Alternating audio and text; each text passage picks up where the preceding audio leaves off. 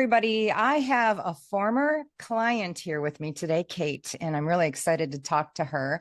I'm hoping she'll share a little bit about her journey as a caregiver, and we'll just kind of take it from there.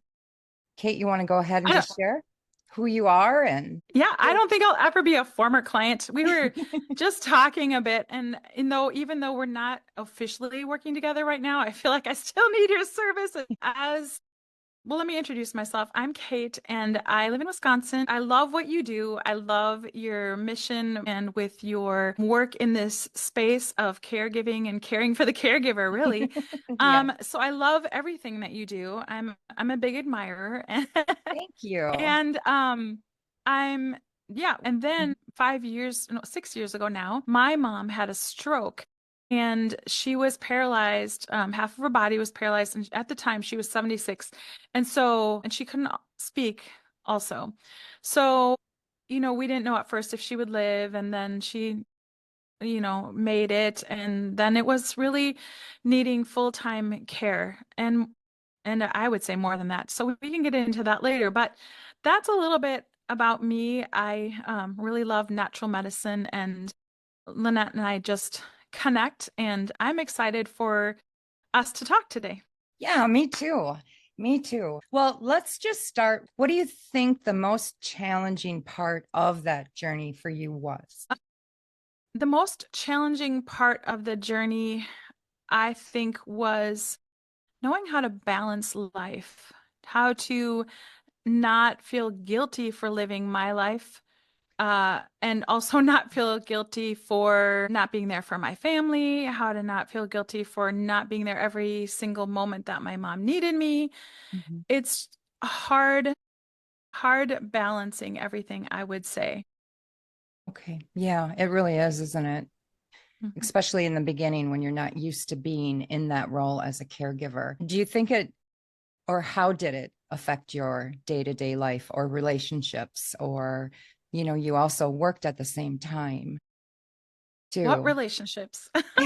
I think that's something that you and I had to work on together is how to have those connections outside of being a caregiver, because that's not something I was good at. And I definitely feel that I put my life on hold for 5 years. And so you and I, unfortunately, I didn't start working with you as a client until later on, in those 5 years, until the last probably 6 or 8 months or so. I wish that in the beginning I would have had your help and been able to work with you, because I think those 5 years would have gone somewhat differently, and I could have come out of them healthier than I did. My mom passed away about a year ago, and I'm still, I think, healing, as Yeah. most people think that a caregiver journey ends when the person, if they pass away or move or whatever it is. But that's not really true. I think you're just dealing with different circumstances. Yeah, that is true. Do you remember a defining moment when you knew that you had to get some kind of support or coaching or Yeah, I feel that had I known that it was available, I definitely would have done it right away, because I definitely needed it the whole time. However, I think you get to a point where you just feel it, you can't go on. Like, how do I get through this day? How do I, it's really take putting one foot in front of another. And when you just feel hopeless yeah. and like you can't get through the day, that's when you should say, I mean, way before that, right? But that was my, I think, pivotal moment, is seeing some things that you had done and knowing that I didn't know that that was even a thing, to get help in that area. So, Mhm. yeah. Yeah, that is true. I don't think that a lot of people don't know. And I think, I don't know for you if this happened, but I know that for a lot of other caregivers that I have worked with, there's almost a sense of failing if they do ask for help.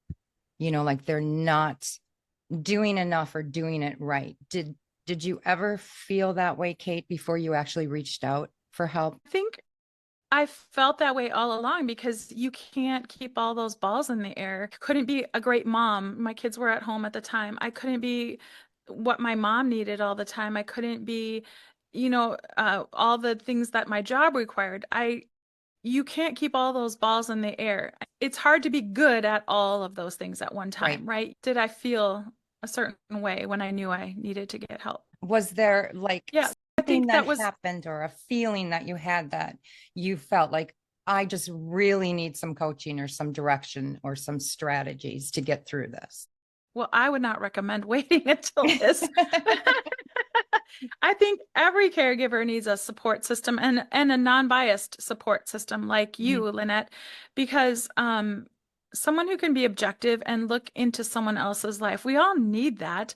I mean, even just in general, but especially for caregivers, because caregivers, those people who are doing that tend to be givers and they tend to not take care of themselves, mhm. right? And so you do not want to wait until you get to that point Yeah. to take care of yourself. I mean, as soon as you become a caregiver, I would say that's when you need someone to be your coach and your cheerleader and your sounding board along the way.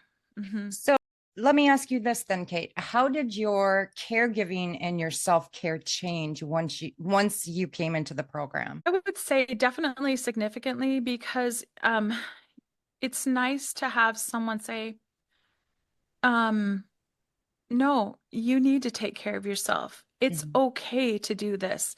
mhm. And you gave me some great ideas about how to do that and do it in a healthy way and a way that I wasn't going to feel like I was abandoning my mom by taking care of myself. So you gave me a lot of strategies, and I definitely started taking better care of myself, and had better balance during that time. That's mainly what I remember. Okay. Were there any other key moments or aha moments that you had throughout the coaching with me? So you really helped me with perspective and ideas about how to handle situations that I was in. You gave me new ways of looking at them and helped me to establish boundaries with other caregivers in my mom's life, the people who were around her, and how to deal with difficult situations. I remember distinctly you having some great ideas, and I felt like you were my ally. You were in my corner, right? If I was in a boxing ring, you were there like Yes. coaching me. Yeah, Yes. taking the towel, give me water and go, okay, you can go back in the ring for another round. You can do it. And I had new strategies. And I think that was super helpful is having you as a coach to guide me. Yeah, thanks. Well, and sometimes it does feel like you're going 9 rounds, doesn't it? It's like, It does. yeah, for Yeah, sure, and for you sure. just you feel like you can't get back up off that corner, off your chair, Yeah. with the break. You Mhm. don't know how you can survive another round, but you do. And I think that was the biggest thing is talking to you and you giving me the strategies to make it another round and to see the distance too. Yeah. Because one of the things that I think about often is how when you're in that situation you feel like if I only knew how long I had to do this, I feel like I could do it. Is it going to be 2 months? Is it going to be two Mhm. years? Is it going to be 10 years? Because then you could develop a strategy, like a long-term goal. But that's the thing, as a caregiver, you don't know Mm-mm. how long it's going to be. And you have to find a way to have a strategy regardless of not knowing how long you're going to be Yeah. doing that. Well, and I remember having that conversation with you, that you don't really know how long this is going to last, Mhm. and how important it is to learn how to take care of yourself on a daily basis, Mm. so that you have that energy and that reservoir filled up for when you really need it, for sure. So if you had anything to share with anybody that's listening, what is one piece of advice that you would give them, knowing what you know now? Would say have someone in your corner. Have have a coach. And I know that it's always a concern of money and finances and where do we put our money? How Mm, do we invest that money that we right. have? Because there's, only so much of it.